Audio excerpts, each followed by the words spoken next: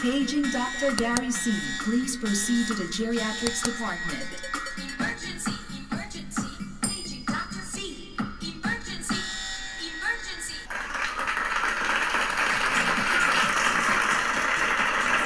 Hello po! Medyo maintriga itong topic natin, no? Chinese Restaurant Syndrome. Aba, ibig sabihin ba niyan, Doc, hindi na kami kakain sa Chinese resto? Hindi naman. Actually, nagbabasa-basa po ako nung isang araw at nagkataon naman na napansin ko pag kumakain kami ng pamilya sa labas, no? Yung mother ko o kaya yung mga hipag ko, sasabihin naku, wag yan. Masyadong mataas ang ano niyan. MSG? Ano MSG? Monosodium glutamate. Ano yun? Betchin. Opo, betchin. Yung tinatawag nyo, tak, di ba? So, ngayon po, hindi po ako dito para siraan po ang betchin o Ajinomoto, ha? Ngayon pa lang may disclaimer na ako. Sa pagbabasa ko, may mga positive, may mga negative. Depende na siguro sa mga manonood kung paano nyo hihimayin to. Pero mahalaga pong ipaliwanag ko ito dahil ako mismo, one time, may kumakain po ako sa isang Chinese resto. Umorder ako ng siomai. Yung isang order ng siomai, 4 na piraso. 2 pa lang nakain ko. After mga 10 minutes, pakiramdam ko parang uminit yung tenga ko. So, isi-share ko lang yung experience ko. So, I don't think na may masama akong sasabihin dahil ito po'y base sa experience ko, ha? Hindi po sa experience ng ibang tao. So, nung nagbabasa-basa na ako tungkol dito sa MSG na tinatawag or monosodium glutamate o kilalang sa salitang betchin. So, nagbasa-basa ako. Gusto kong i-share lang sa inyo mga nabasa ko, no? According sa isang nabasa ko na yung National Center for Biotechnology Information ng National Library of Medicine. Ayan na, hindi po ito gawa-gawa. Nag-publish po sila noong March 19, 2018 ng isang article na ang title, Extensive Use of Monosodium Glutamate, a Threat to Public Health? May question mark. So, binasa ko na kung ano ba itong history ng betchin na ito, no? So, isi-share ko sa inyo. So, yung link, ilalagay ko po yan dyan mamaya sa video description. At sa mga nagtatanong, Doc, saan ang clinic nyo? Nandyan din sa video description. Ang video description, kung ano po yung title na itong pinapanood nyo, i-click nyo lang, lalabas na po dyan sa ibaba. Okay. So, ito po yung mga nabasa ko. I-share ko lang po, ha? So, MSG is one of the most widely used food additives in commercial foods. So, yun pa lang, alam nyo na.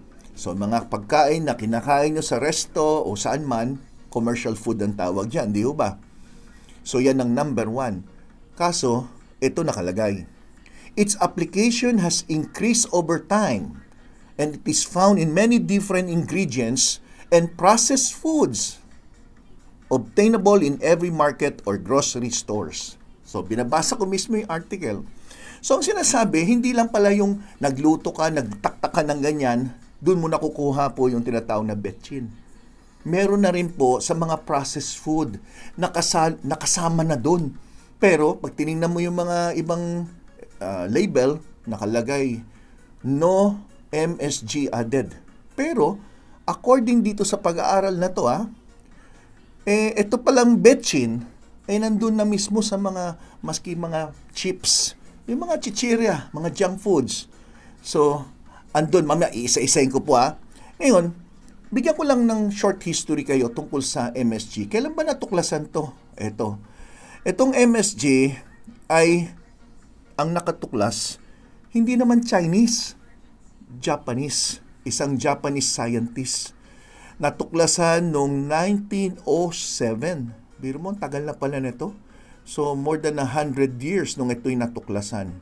Okay. So, ano yung sinasabi doon sa mga nandito sa mga nabasa ko?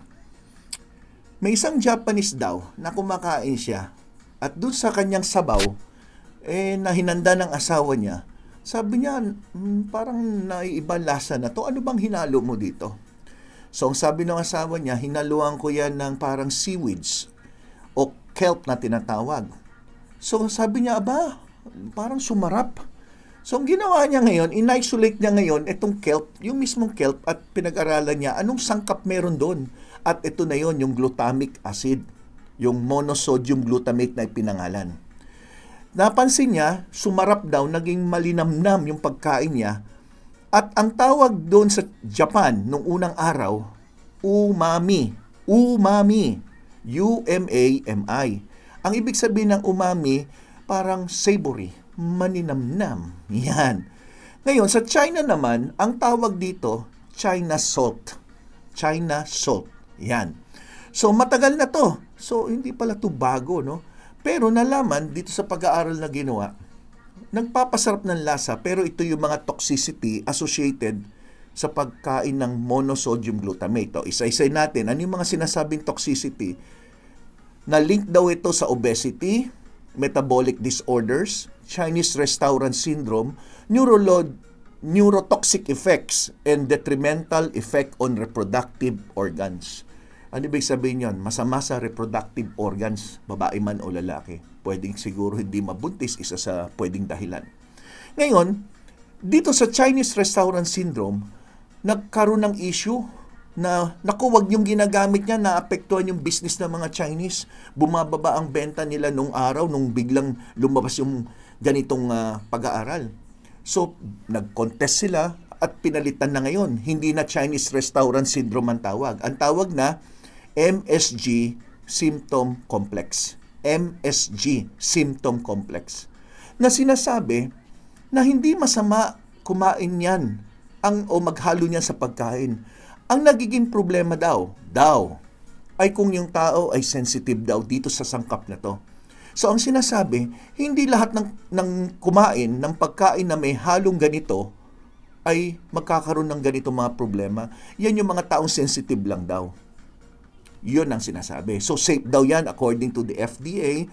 Pero syempre kung sensitive ka nga naman, pwede raw makaramdam ka. Kaso ang tanong, ilan kaya sa inyo na nakakaramdam ng mga sumusunod every time kumain kayo ng medyo naparami yung betsin? Ito mga posible maramdaman. 20 minutes after eating, makakaramdam ka na parang sumakit ang ulo mo, pagpapawisan ka. Ako ang naramdaman ko yung parang uminit yung tenga ko, batok, tsaka dito sa may pisngi o muka. So flushing of the face or facial tingling na parang tinutusok-tusok, parang may gumagapang na langgam. Yan yung naramdaman ko. May kasamang parang chest discomfort, parang nahirapang huminga ng konti, parang mabigat ng dibdib. Pag may hika, may wheezing, pero nangyayari po na dahil sa pagkain nyo ng may betchin, magkaroon ka ng wheezing. Difficulty of breathing, nauseated, naduduwal. Yung iba nagdadiarrhea. Pwede rin burning or numbness in the back of the neck, which is naramdaman ko, and upper back. Palpitation, biglang parang kumabog-kabog ang dibdib nyo. Shaking, o kaya abdominal pain. Yan yung common na nakita nilang pwedeng reklamo na isang pasyente. Kasama na po yung lightheadedness o parang lutang, magangang ulo. So kung kayo po ay nakaramdam ng mga ganito after kumain, hindi lang sa Chinese restaurant, but itong Chinese restaurant syndrome, pinangalan niya noong mga 1960s. Kaso maraming nagalit. So ngayon siguro hindi nyo naririnig yan. Pinalitan na yan. As I've said, ang ipinalit dyan, MSG symptom complex. Ngayon, ang tanong, kung nakakaramdam po kayo ng ganyan, huwag nyo raw sisihin yung pagkain ninyo ng may halong betchin. Kayo mismo kasi ay sensitive daw. Yan po ang sinasabi. Unfortunately, para sa akin po, anong stand ko dito? Kung may edad po kayo, kung may alta presyon po kayo, o kaya may edad kayo na may mga problema sa puso, ang aking suggestion bilang isang geriatrician, mas mabuti, wala po kayong mga ganito sa inyong kinakain. Yan po yung aking stand. Kasi naalala ko po, about 15 years ago maybe, nung ako'y active sa radio, na nagsasalta ako sa DCRH at nagbigay ako ng lecture tungkol po dito sa MSG. Abay, nakatanggap ako ng letter na hindi, patunayan mo yung sinasabi na masama yan dahil ito ay inapprove ng FDA. Sabi ko, bakit ko kailangan patunayan na yung sinasabi ko ay tama o mali? Kung meron akong binasihan na pag-aaral o binasi ko po sa isang journal o sa isang libro. Kasi nung time na yon, nag-discuss ako about, may nagtanong, Dok, ano bang masamang epekto ng pagkain na may halong betsin? Eh di sinabi ko, ito yung mga posibleng maramdaman. After ilang mga linggo, nakatanggap ako ng letter.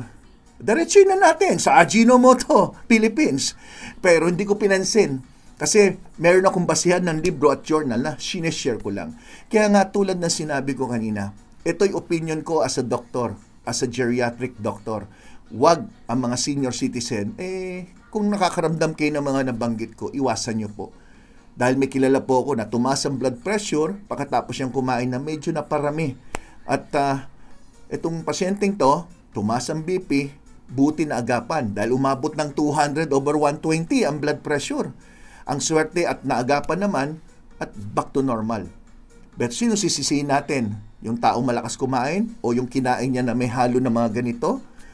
Kung pinagbabawal nga natin maalat, pinagbabawal natin yung sobrang patis sa mga may hypertension, baka may magsabi, Doc Gary, kung bawal pala yan bakit in-approve ng FDA? Bakit nabibili sa merkado? Bakit? Ang muriatic acid, di ba bawal din? Pero kung natalsik yung mata mo, nabulag ka, kasalanan ba ng muriatic acid? Kaya binibigyan natin ng sapat na education yung mga tao para sila mag-decide. Ayaw nila masisi yung mga company kung may mangyari sa mga tao. Kagaya ng pansit na may lumabas na negative. Ayaw nila masisi yung pansit na may kasalanan. Ang may kasalanan sino? Yung tao kumain ng pansit. Parang ganon. Bakit kinain niya yung pansit? Safe naman yan, sabi ng FDA. Sabi naman ng pasyente, bakit? Safe naman to May FDA, di safe to. Yun nga lang, may tao daw na sensitive. Yan. So, I hope itong mga binigay kong paliwanag, ulitin ko, pag naramdaman nyo po yung mga sinabi kong symptoms, at wala naman kayo makitang naiba sa kinain nyo, except kumain kayo sa labas, dati ka nang kumakain ng pansit, dati ka nang kumakain ng siomay, dati ka nang kumakain ng mga kung anong ulam na Chinese, pero bakit ngayon nahilo ka? Pwede natin sabihin na baka dahil sa sangkap na ito. Okay? So sana nakabigay po ako sa inyong konting paalala dahil ayoko po na minsan nasa huli na ang pagsisisi. So ito po si Dr. Gary C., ang inyong gabay sa kalusugan. Bye-bye!